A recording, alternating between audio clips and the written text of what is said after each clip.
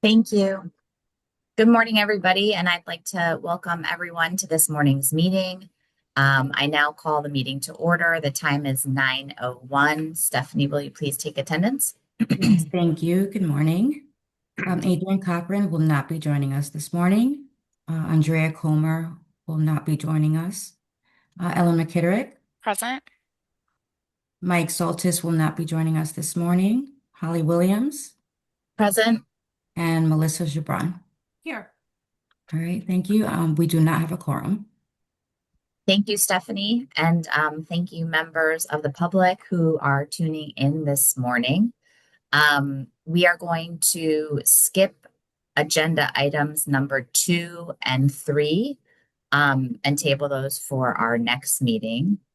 And so we'll start this meeting this morning with item number 4, which is the quarterly actuarial report. So Harindra, will you please walk us through your report this morning? Hi there, good morning. Share my screen.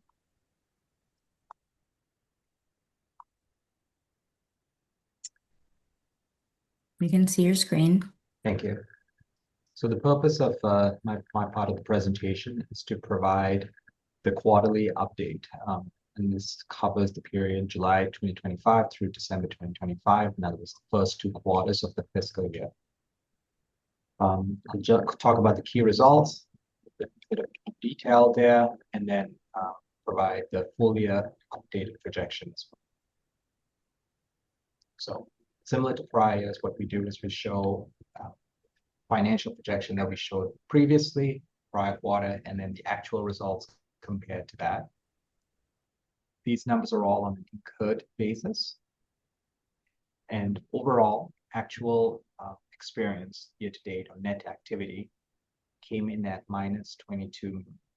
So overall contributions earned was 224.4 million. Investment income was 12.7 million. Offsetting that were incurred claims of 253.8 million and other expenses of 19.7 million. And in addition to that, we had the July 1 transfer from the operating reserve of 14.2 million. So net, that was a minus 22.2 million experience or net activity, which means that the ending fund balance is at 616.7 million after the starting fund balance of 638.9, so a reduction of 22.2. The prior projections showed a reduction of 12.2 million, so we're about $10 million lower overall in terms of the fund balance. So we had projected to be at 626.7 million. We're $10 million lower at 616.7. And this is the ending fund balance net of outstanding contributions and claims reserve payment, reserves for claims payments as well. So incurred claims that have not yet been paid. Okay. So what's driving this? The incurred claims were higher, particularly for this quarter, by about 10% higher than what was expected or what was in the projection. So that's what's driving the negative result or the worst result compared to what we had projected previously. With the fund balance sitting at about 616.7 million, the funding metrics still are strong and continue to be below the target metrics. So you'll see here that overall fund position remains strong at 616.7.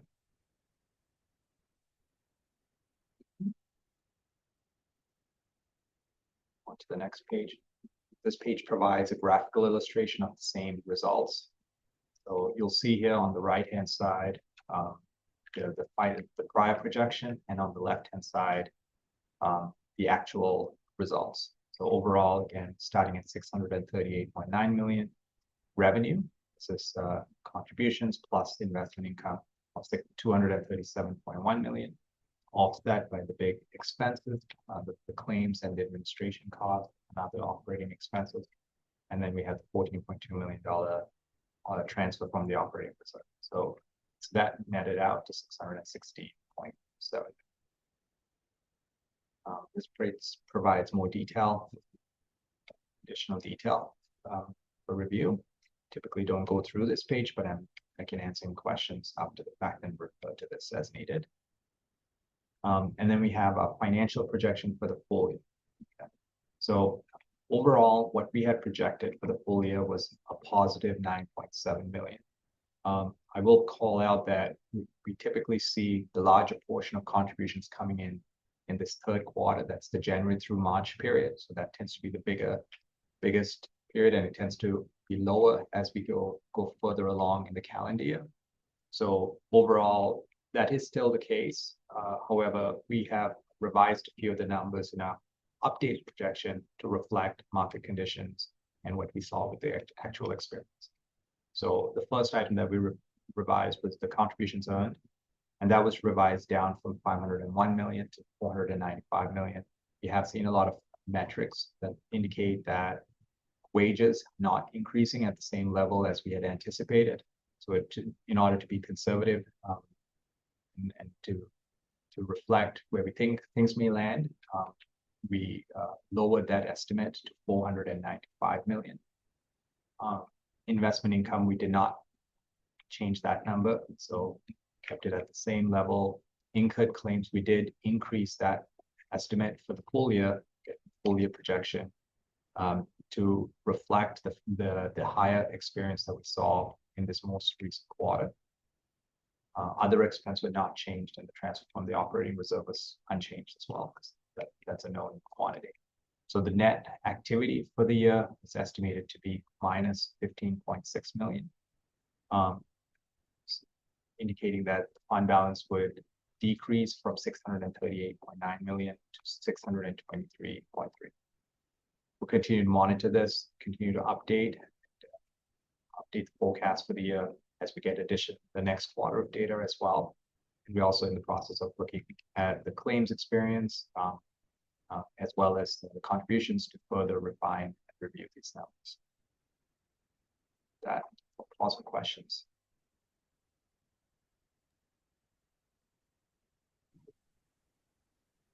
I have a question, but I will let I don't see any other questions. Thank you for your presentation this morning. I actually have a question. I know that actuals on the claim side are trending at approximately 10%. Can you just remind us what were the underlying assumptions regarding claims growth that's built into your projections? Yeah, so there are several assumptions behind the claims experience figures. So one big one is the incidence level. So the likelihood of someone having a claim. There's also the duration of the claim, so the average expected the time that people will be out, and we look at that by type of claim. So we have those two assumptions, and then there's how much will they get paid. So that's a third assumption. So what's the likelihood of a person going out on claim? And that tends to be around 4 or 5%. How long will people be out for? How many weeks? And then how much will they get paid? And we look at that, all those assumptions by type of benefit. So if you're out for your own health versus doing out for bonding, there will be different assumptions around that. And those are all applied to the assumed population covered, the working population covered. And then behind some of this, as we look at future projections, we also look at changes in employment. So the likelihood of any changes in unemployment levels, wage growth, things of that nature that are baked into the numbers as well. Holly, I'm not sure if that gave you kind of a flavor for what you're asking for, but happy to dig in further or respond to questions. I guess so I understand that the projections with regards to claims are predicated on various inputs and assumptions. I guess I just wanted to know, like, in the aggregate, how did what we assume for overall claims, how does it align with what we're actually seeing in the program, that kind of 10% growth year over year? Yeah, so the 10% was just for the quarter. So we will see some volatility every quarter, right? The actual versus expected. So it was just this last quarter, we had a lot of claims. Claims were much higher than what we had projected. So it's So firstly, year over year, we are assuming that claims will increase, but this specific quarter was much higher than what we had, uh, what we assumed for the quarter. Okay.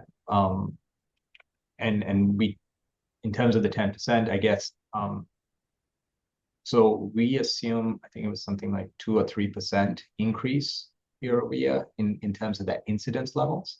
And then in addition to that, baked into the numbers is also an increase in wages, which increases the benefit amount. That's around 4%. So those are baked into kind of the growth of the claims over time. But even with all of that factored in, actual claims came in a lot higher than what we had expected for the period. Okay, that's helpful. So some dampening because of wages being less than what was predicted, but incidents outpacing what was in the underlying. So the net of that is really okay. Yeah. And then just to confirm, the net position that you projected here, that negative 15.9, I think it was, or 15.6. Yep. I just want to make sure I heard you correctly. That factors in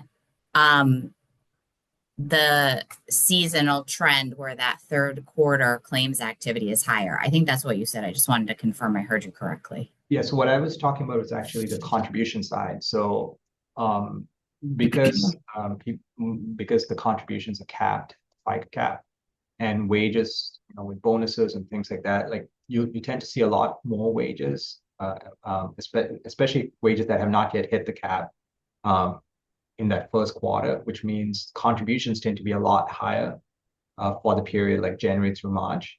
Then it gets a little bit less from like April through June. And then as time goes on, it's even less. So like that last quarter in the calendar year, October through December, a lot of people have already met the cap. And so they basically paid all the contributions. So you tend to see less contributions in that last quarter of the calendar year compared to the first quarter of the calendar year. That's what I was talking about. So this next quarter, so because the results are from actual experiences from July through December. This next quarter is when we're expecting to see the most contributions in the calendar year. And we see that every year in the past as well when you track that. So that's what I was talking about in terms of Okay. see the kind of the trend with contributions, I guess. Okay. Dave, I see your hand up. I have one final question, but Dave, you interject here because I can hold my question. My question is on a different path. So I, go I ahead. would say to the point that Harinder was making, Holly, if you wait a few minutes, I will have a graphical illustration of exactly what he's talking about regarding Lovely. contributions. Okay. Lovely. All right. I love the team effort. Okay, Uh, so I'll pause on that thread. okay. All right. I just had one other quick question. Oh, Aaron, I see your hand up. So sorry, but I just want to make sure we're clear because the take-up rate, Harinder, I just want to make sure that I heard you correctly because this is what I think you were saying. The take-up rate is different than the year-over-year claim volume. So we're not seeing 10% increases in the take-up rate. We're seeing 10% increases in the claim volume. And that's been true for the last couple of years. But the take-up rate doesn't grow that fast because you're talking about a much, much, much, much, much bigger denominator, correct? Yep. Okay, Yep. good. Just want to make sure we're clear about those two different things. Thank you. I appreciate that, Aaron. Do any other colleagues have questions? I had one really quick question. I know that additional populations were added to the potential eligibility pool. I just wanted to make sure, are these factored into, I assume the answer is yes, but I just want to check. Are these factored into okay. I see you Yes. shaking your head, Harinder. I had figured that was correct, but I just wanted to make sure. All right, I have no further questions. Does anybody else have any questions? I don't see any. All right, well, thank you very much for your presentation this Thank you very morning. much. Thank you. Thank you. And all right, so we're going to move on to fund recovery, which Walter and Locke, are you good? You're going to lead us in that discussion. Thanks, Holly. Morning, everyone. I'll start by saying we've given periodic updates about the fund recovery efforts at our program. But today we wanted to go over and discuss possible next steps for the program. It's been 3 years now, meaning 12 full quarters of notices. And as of this week, our efforts have produced just over 10 million in collections. It just recently crossed that mark. Fund recovery's goal was to aid in strengthening the solvency of the trust fund and ensure that we are equitable and fair to the contributions owed to the Connecticut paid leave. We've worked towards holding each and every employer and sole proprietor accountable for the liability owed to the program. However, we see that some don't respond to us and refuse their obligation to remit. And so we're looking to take the next step on the outstanding balances due and look to make recommendations to pursue the debts through governmental litigation services. And with that, I'd like to turn over to Walter so he could talk about what fund recovery looks like currently. Thanks a lot. So before we review litigation services, I just want to provide some background regarding what we've done so far. We currently issue notices on a quarterly basis based on those accounts that are in our system with no return filing, which reports wages or earnings to us, no payments, or the combination of missing both. We consider them fully non-compliant. So contributions are due at the conclusion of each calendar quarter. We do allow, however, 1 month grace period upon the end of each quarter for those accounts to submit to us those contribution reporting and payments. Then upon the conclusion of the grace period, we issue our notices and start our outreach process. Then each month that precedes the end of the grace period, we continue to send installment notices, reminding the community that another month of interest has incurred on those notices until they pay us. We currently, Connecticut Leave sends out 4 installments of those notices, and then we kind of have exhausted our internal resources attempting to collect on those debts. We then provide those debts to our third-party fund recovery agent, whose name is TSI, Trans World Systems Incorporated. They are able to provide additional outreaches on our debts. They help scrub those addresses, provide some additional outreach, including phone calls, do some sourcing, really establishing themselves with that debtor, trying to build a relationship, and then hopefully sending them back to us to remit that payment. Based on our research and activity of history, however, we do start to see a decline over time in responses and payments coming in on those debts. So at the conclusion of this presentation, we're going to present to our proposal to pursuing litigation upon those debts. And that would be really at the 17-month outstanding after the conclusion of that grace period. This really means that that debt has existed in the Connecticut Paid Leaves program for over a year and a half, 18 months after when it was due. We have done our best to work with those debtors to get those missing contribution payments, penalties, and interests. And now I'm going to go over 2 different ways to look at those notices. The first is from an employer standpoint. This is kind of where our current debt looks now. This does not include our penalty placeholders. These are our real debts, where something has either been underpaid or is a reporting of wages in our system. And we have rolled it up to a CTPL account basis. So you'll see that accounts have quite often more than one open notice in our system. Currently have 4,751 accounts that have a combination of 9,574 debts that have a range on those notices from $5 to $5,000. We have 99 accounts that have 435 notices between 5,000 and 10,000, or 9,999. And then we continue to go up that spectrum. 33 accounts have 143 notices from 10 to 15,000. 17 accounts have 78 notices between 15 and 20. And then 7 accounts have 34 notices between 20 and 25. And we go up the spectrum to 27 accounts have a value of 30,000 or greater owed to us. So you can see that we are currently owed an estimated $6.291 million on our debts. And at the conclusion, we talk about pursuing these. So another perspective on our debts is the aging that those debts have been open in our system. So this is more of a notice aspect versus an employer. So we currently have 2,061 notices that are between 1 to 6 months old. $1.364 million is owed on those debts. We consider those currents. We are actively getting payments in on that community. And then we see 1,939 debts between 7 to 12 months old in our system for about $1.24 million.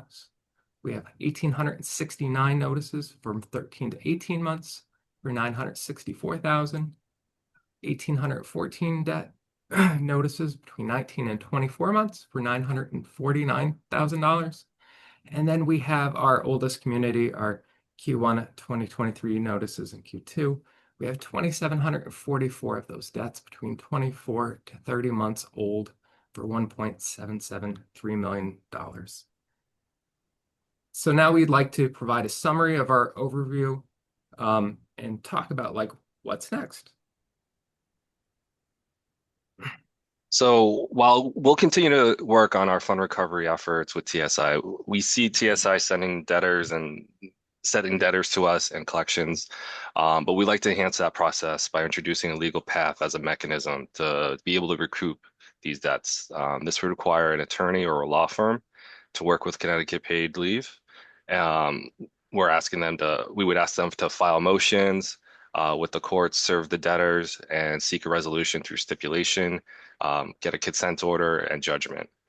And next, we'll go over some litigation options that we explored that we had available to us.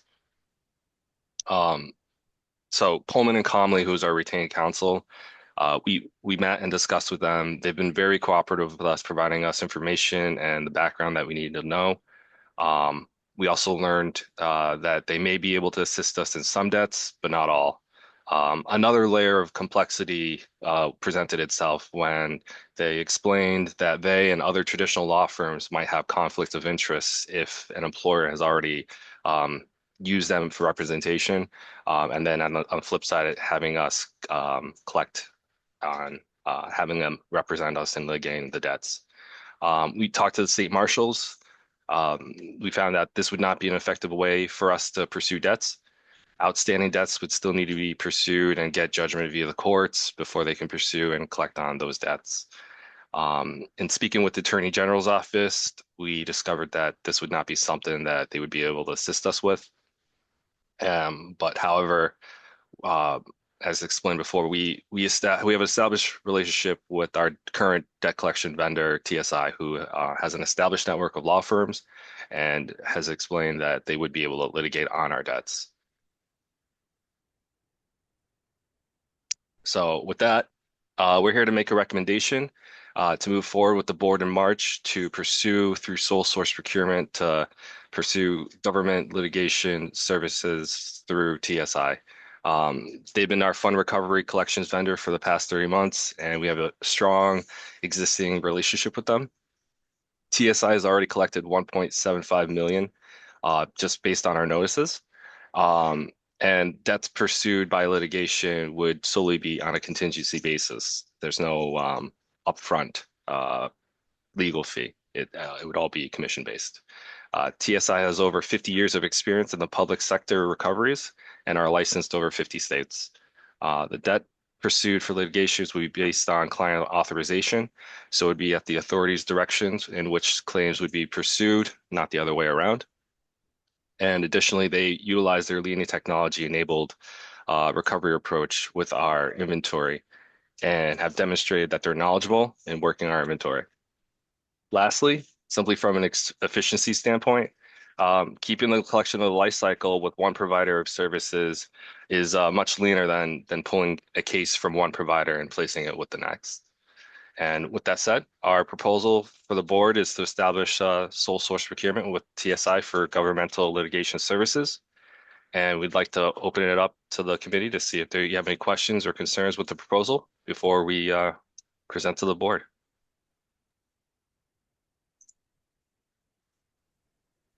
I have a question. How long is it contemplated that the contract would be for We the really sole source? haven't gotten that far. I would hesitate to have anything more than 3 years, to sort of our standard for financial and professional services. So certainly don't expect we would want to go anything longer than 3 years. Less than 3 years is a little bit tricky because you kind of spend so much time getting ramped up and then you actually want to get some value out of it. So, but we haven't come to a final decision on that. And if anyone has recommendations, we'd love to hear it.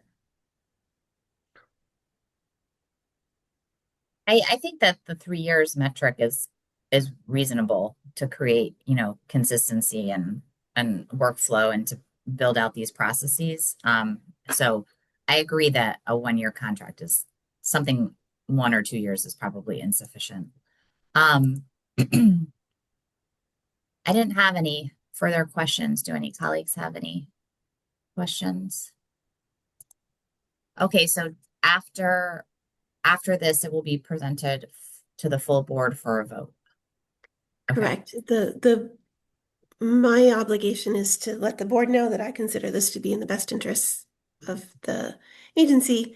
Technically, our bylaws and procurement requirements do not require a vote for all sole source. I can just sort of report to you. But that being said, I like to do things with board approval, and I like to make sure that we're very clear, particularly on something like this where we're moving into a new phase with debt recovery. And even though we've talked in the past about moving forward for litigation, we just want to make sure we kind of have that pulse check. Make sure everyone is still on board with the approach. We think it is the most appropriate thing. It's consistent, it's fair. Um, we don't want, and we just kind of want to make sure we're being fully transparent about each step that we take. I appreciate that. And I don't know if this is the appropriate venue, but do we have a sense of, what, what I think I know the answer to my question. Never mind. I'll table that. I'll wait for the full board. Okay. All right. So does anybody else have any questions? No? Okay. So we'll move on to item number 6, which is the budget review of spending to date, where I feel like Dave is going to show us a great graph. Thank you, Holly. No pressure. Although you should get deja vu when you see it. So I hope that doesn't disappoint you. But anyway, let me share.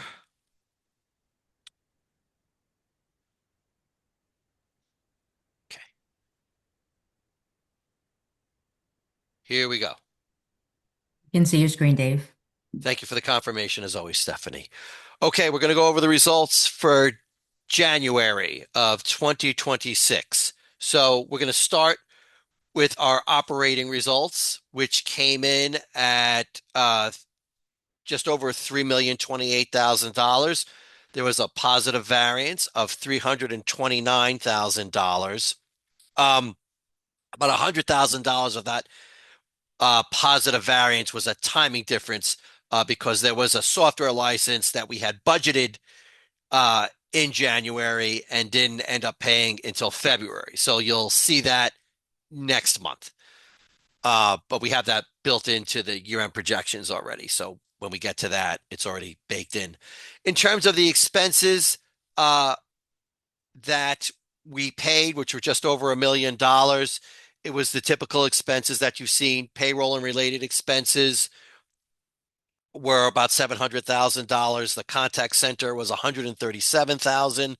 Outreach efforts were almost $98,000. So the typical expenses we would see in a given month did occur in January. Year to date, our activity, including the redesignation transfer, is a negative $9.7 million, which leads to a positive variance of just over $1.8 million. Without the redesignation transfer, our activity has been $4.5 million and still over a $1.8 million variance. In terms of revenue, January was the month where administrative fees are paid from the contribution fund to the operating reserves. And so that was $4 million as budgeted as usual. And so year to date, it's 12 and 12. So there's no variance there. Fund recovery penalties, a little lower than what we had budgeted, about $5,000 lower. And so year to date, the penalty number is at $324,000, which is $57,000 less than what we budgeted. But like I said, despite that, we're still over $1.8 million of a positive variance.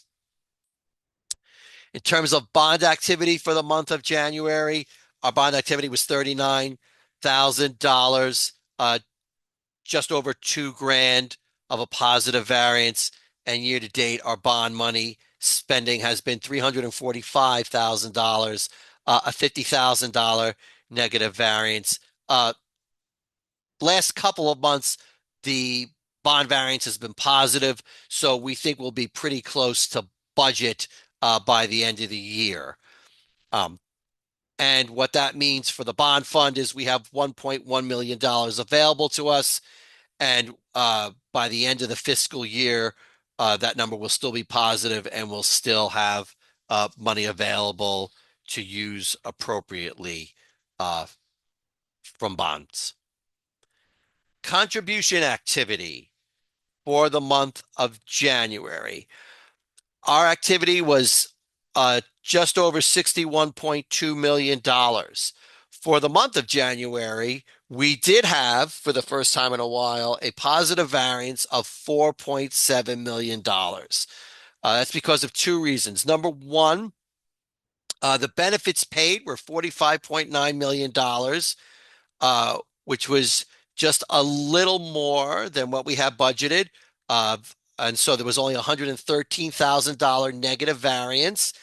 And that's because in the month of January, benefits being paid, we see a seasonality in there where the amount goes down and then ramps up again. So for the month of January, the weekly spend, and this is for 5 weeks, by the way, 5 weeks that we reimbursed Aflac for. So that's why the number looks a little higher than it does in some other months. The average weekly spend was $9.2 million. Again, that's lower than what it typically is. Last month, for example, in December, it was 9.5. And the months before that, it was anywhere between 9.6 and 9.9. So we still see that seasonality. That was number one reason why we had a positive variance in January. The number two reason we had a positive variance in January was because we got our contributions for the fourth calendar quarter of the year, which are ultimately due by the end of January without penalty. And we got over $111.2 million, which was a just under a $4.9 million positive variance for contributions. The other thing I want to mention is our investment income. It was $1.7 million. That was about $174,000 lower than budget. And that is because the rate that the short-term investment fund is earning is at about 3.73%. We had budgeted at 4.1% for the whole year.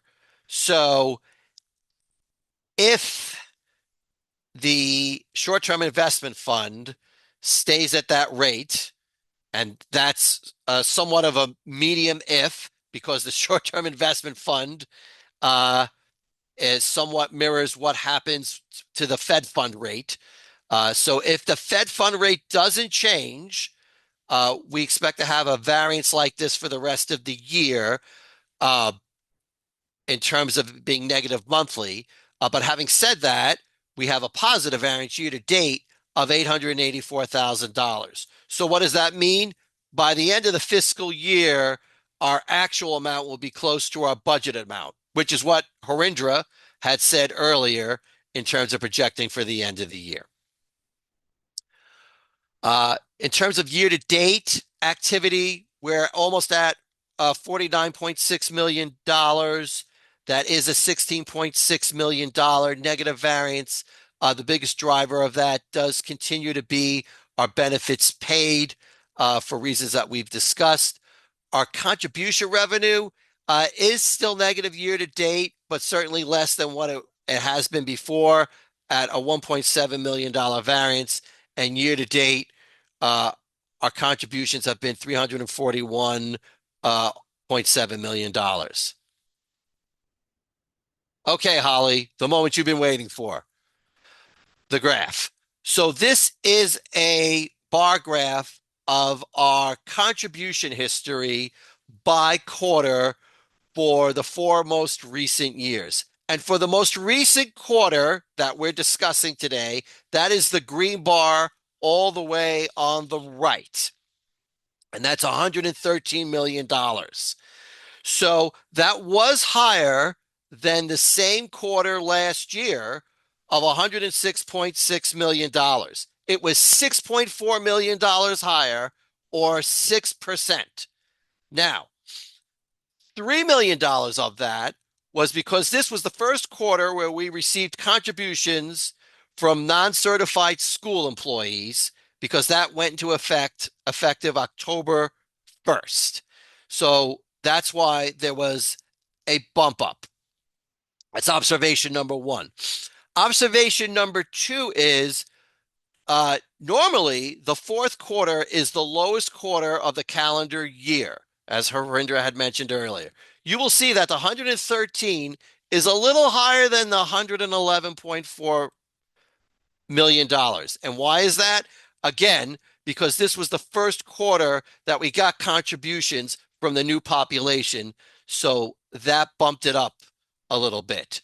To get back to Harindra's point earlier, that Holly, I promised I would visually show you. Harindra had mentioned that the next quarter coming will be the first calendar quarter of the year will be our largest quarter of contributions, which historically has been the case. That is because in the first quarter, that's typically when bonuses and increase and annual increases go into effect for a lot of companies. And then every quarter thereafter, it goes down somewhat because more employees reach the Social Security cap, which is also which is the cap for our contributions. So as more people reach that cap, then there's less contributions coming in. So that's why there's a downward trend from quarter to quarter to quarter. Year to date, calendar year to date, our contributions were $488.1 million. Compared to last year, which was $472.7 million, that was a $15.4 million increase, or 3.3%. That 3.3% is lower than what we've seen historically in growth year over year. For example, the prior year over year growth was 5%, and the year before that was 5.3%. So like I said, this year it's 3.3%. So as Harindra mentioned before, we are not seeing the wage increase growth that we've seen in prior years. What does that all mean for the contribution fund? It means it's sitting at almost $635.5 million. So, and as Harindra had mentioned, the fund is meeting all the solvency requirements. In terms of our balance sheet, we had almost $644 million of total assets. As usual, the largest piece of that is what sits in our short-term investment fund account. We still have $17 million in the impressed account. We have $5 million in our operating reserves. $4 million of that is what we just transferred in for the most recent quarter, and $1.1 million of bond funds. Our liabilities are still the money we owe for bond funds, $11.2 million, and we'll be making the next regularly scheduled payment in June. Okay, in terms of the end of the fiscal year, for operating account, not much has changed since the last time we spoke. We have over a $1.7 million positive variance. That's about $100,000 than we projected last time. None of the significant factors have changed in terms of operating reserve. I'm sorry, in terms of our operating activity projection for end of fiscal year. For contribution activity, based on the information that Harindra had presented earlier, we have revised our fiscal year 2026 projection. And so we project to have a negative $12.7 million of activity in the fund. That is almost $25 million lower than what we had budgeted. Again, we are seeing more benefits being paid than we had budgeted about a year ago. And so that is the biggest driver of the variance. Contribution activity, we do project to be about, let me go up here. It's going to be about $1 million higher than what we budgeted if you include the fund recovery activity. So $1.3 million minus the $419,000. That's about a $900,000 positive variance in contribution revenue. So we did bump that up by about $900,000 from our last projection, but we also increased the benefit paid number as well. So that's where we think we'll be at the end of the fiscal year. What does that all mean for the fund itself? We project the fund to be north of $570 million by fiscal year end June 2026. So like I like to say, that's where we are right now and where we expect to be at the end of the fiscal year.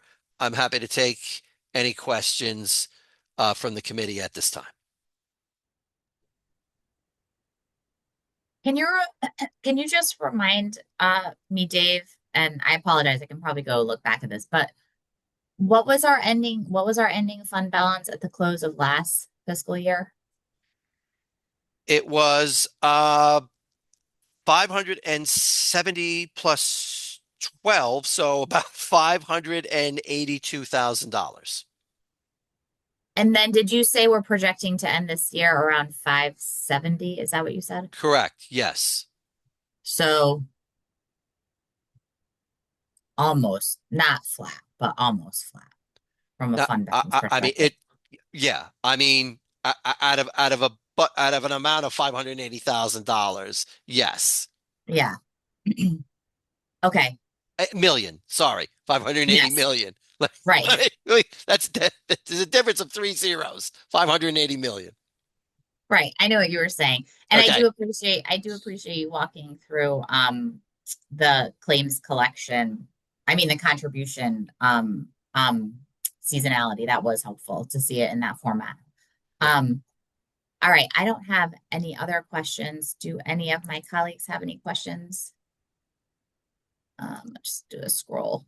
I don't see anybody's hands up. All right. Well, thank you, Dave. That was very helpful as always. Is there any new business? Excuse me. Is there any old business? No. Any new business? All right. So we will just adjourn the meeting this morning. It's 9:44 a.m. and we'll give people some of their time back this morning. I hope everybody has a wonderful weekend. Bye, everyone. Bye. Thank you. Thank you. Bye. Bye-bye.